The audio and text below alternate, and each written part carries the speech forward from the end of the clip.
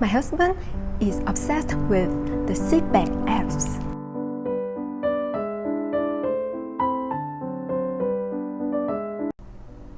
In the previous video, I shared about how I transformed my suffering, and I was blown away by your reaction. I received lots of encouraging and supporting words from many people, and thank you so much. I really appreciate it. And it's like some kind of dopamine to push me to do more nourishing videos. And I also received a feedback that said, suffering is a natural thing, but there is a limit to suffering in which the brain becomes amnesia or it gives us refuge in our dreams or flee. So I understand the statement like this.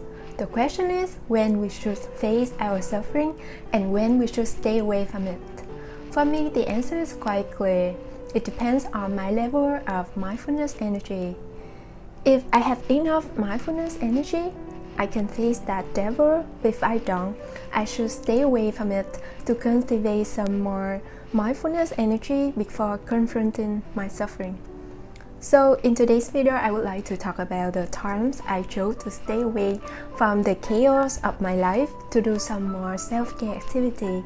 Okay, let's dive right in.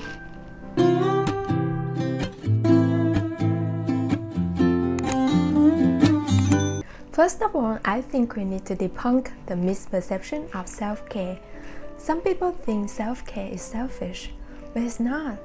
Selfishness is doing something for the sake of our own self-benefit, while harming others. But self-care is doing something that benefits ourselves, not harming others, and probably benefiting others in the long run. So here is something I do for self-care. Number 1, traveling. I wonder if anyone can deny it. It's so appealing, right? I know that I'm really lucky that I could travel a lot, mostly with my husband. I visited most of the regions of my country, Vietnam. I've also been to some Asian countries, and I also had chances to visit Australia, New Zealand, and Canada. Some of you may travel more than me, but I'm so grateful for my chances to travel to many places, both nationally and internationally. Firstly, traveling helps me to connect more to nature. I realized my country is so beautiful with lots of pristine nature. Mabillon Park in northern Vietnam is so majestic. Mũi Né Beach is so beautiful and calming. I also had a chance to go camping in a forest in Bảo Lộc, a highland in the middle of Vietnam. And one beautiful destination that people shouldn't omit is Đà Lạt, my hometown. I remembered in the past when I had a hard time, I took my annual leave and spent around 5 days in Đà Lạt, staying in a small wood house next to a lake. When I was sleeping at night, I could hear the wind blowing and the water flowing. It was so amazing.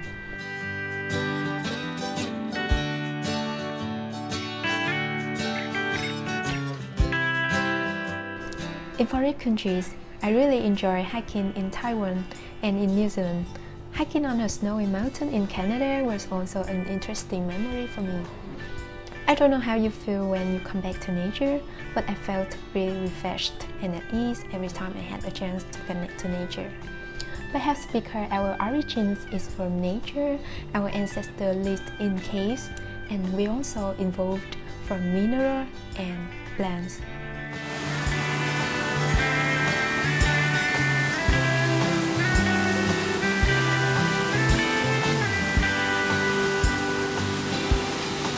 Secondly, traveling helped me to step out of my daily routines and gives me many new perspectives about life. For me, traveling is not about experiencing luxury lifestyle. Please don't get me wrong, I don't oppose that lifestyle. But for me, traveling is about enlarging my understanding about people, about countries, about different cultures, and so on. I've learned a lot while traveling. I learned about both pros and cons of Western countries and Eastern countries. I've learned about religions. I've learned about how certain social environments can affect how people behave.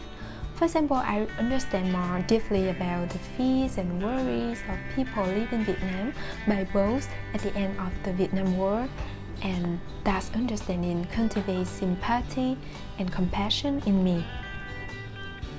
Number 2, cultivate stillness. I think the first step to have some stillness is to learn to say no when needed. This may sound unusual, but I found out that in order to clarify my mind, I need to have some space, both physically and mentally. If my mind is occupied with lots of projects, plans, or goals, I can't rest, and I don't have space for sanity and peace of mind. So what I do is I observe my mind and my body, and I learn to say no when my mind and my body are too tired to commit to any unrealistic expectations. We're usually afraid of saying no because we think we may upset people, but looking deeply, I can see that if I try to please people without listening to my body and my mental health, I will be burnt out soon, and then I couldn't even save myself, not talking about meeting others' expectations. Next, a less busy schedule helps me to have time for self-care.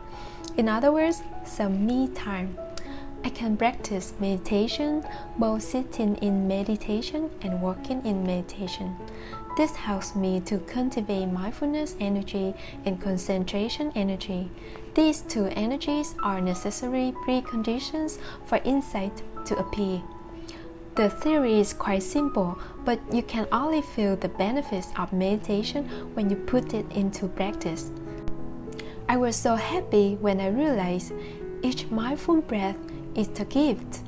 Each mindful step is miraculous. I also enjoy my alone time. Please don't get me wrong. Alone but not lonely.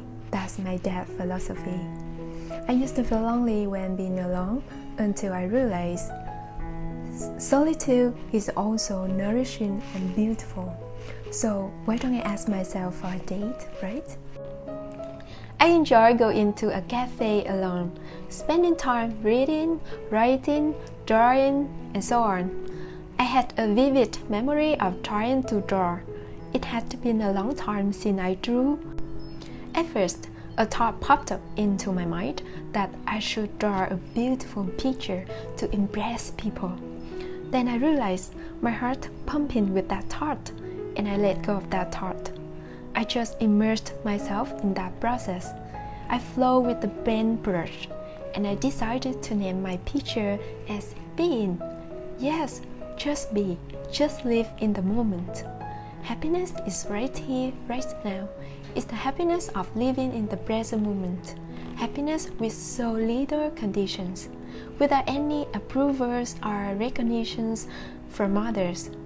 When I can live fully in the moment, there's no place for the ego to play games. It's a kind of minimalist happiness, I think.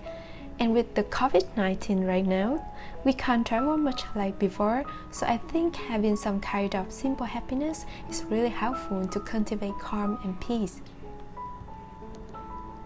Do you feel like it's so hard to have stillness in our days today? So you should get sick? I'm kidding. Actually, when I filmed this video, I got a severe stomachache. I might drink something at the cafe that my body couldn't digest, I don't know. But when my stomach was hurting, I was just lying down and resting. And I could feel that all the healthy cells in my body were cooperating to heal my painful abdomen. And just a few hours later, I felt much better. It's so miraculous. We just need to have some stillness and our body can heal itself. So I think cultivating stillness was the best choice when I got sick. But actually I don't want you to take care of yourself, just only when you get sick. Number 3. Regular physical activities. We may find excuses for not spending time for regular physical activities, but I can't deny the benefits of getting my body moving. I work out almost every morning before going to work. It's a part of my awesome morning routine. It's not only about getting fit. You know, my husband is obsessed with the sit-back abs. Sorry baby if you're watching this.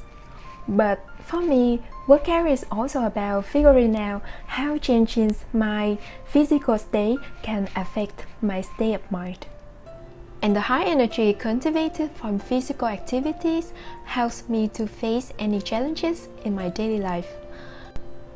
In the past, I used to be lazy at exercising until I realized the amazing benefit of the connection between my body and my mind. So if I feel down or stressed out, I definitely should take a break from my work and make my body sweating. Do you want to do a simple experiment? Let's turn on some vibrant music, such as dance music. Then find a private place and move your body. Don't be embarrassed. Just move your body as much as you can. Freestyle, your style. After a few minutes, you feel much better. Perhaps you will see your problems much less seriously. Please don't think me mad. Try it. And self-care is how I recharge my energy and how I take my power back. And if I can do it, you definitely can do it. Self-care is a need, it's not a luxury. So please don't omit the time for self-care. And I'm so curious what you do for self-care, so please comment below. Okay, I think that's it for today. Thank you so much for watching. Take some time for self-care and we will see you soon. Bye!